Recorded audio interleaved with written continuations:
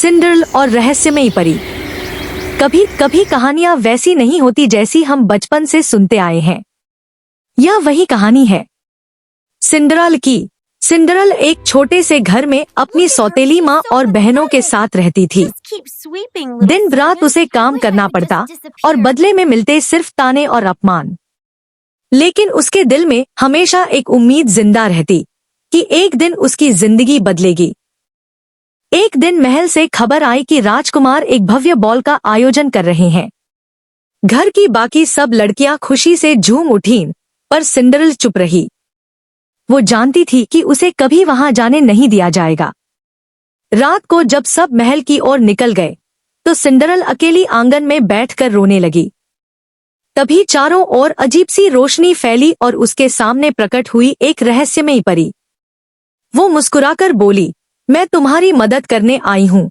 उसने जादू से सिंड्रेल को सुंदर गाउन, कांच के जूते और गाड़ी दे दी। सिंड्रेल की आंखों में चमक आ गई। पहली बार उसे लगा कि उसकी किस्मत सचमुच बदलने वाली है। लेकिन जब सिंड्रेल बॉल में पहुंची, तो उस फेरी की आंखों में एक अजीब सी चमक छिपी थी, मानो उसकी मुस्कान के पीछे कोई और ही इरादा था। महल में जब राजकुमार ने सिंड्रेल को देखा, तो वो मोहित हो गया।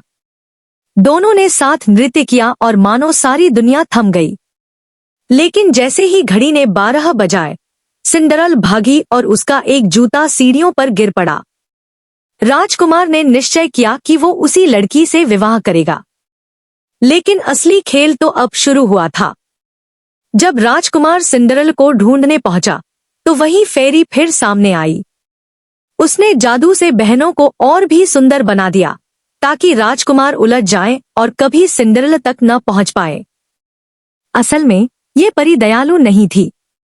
उसकी ताकत तभी तक बनी रहती थी जब तक सिंड्रेल दुखी और अकेली रहती।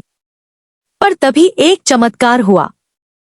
जब सिंड्रेल आंसुओं में डूबी हुई थी, उसके भीतर से अचानक एक तेज रोशनी निकली। उसे पता चला कि वो खुद भी आधी इंसान और आधी परी है। उसकी माँ एक शक्तिशाली फेरी थी, और वही शक्ति अब उसकी नसों में बह रही थी। सिंड्रेल खड़ी हुई और बोली, अब मैं किसी की कठपुतली नहीं हूँ। उसने अपनी नई शक्ति से उस धोखेबाज फेरी का जादू तोड़ दिया।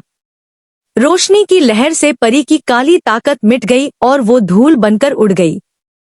राजकुमार ने सिंड्रेल की असली पहचान देखी और कहा, मैं तुम्हें वैसे ही स्वीकार करता हूँ जैसी तुम हो।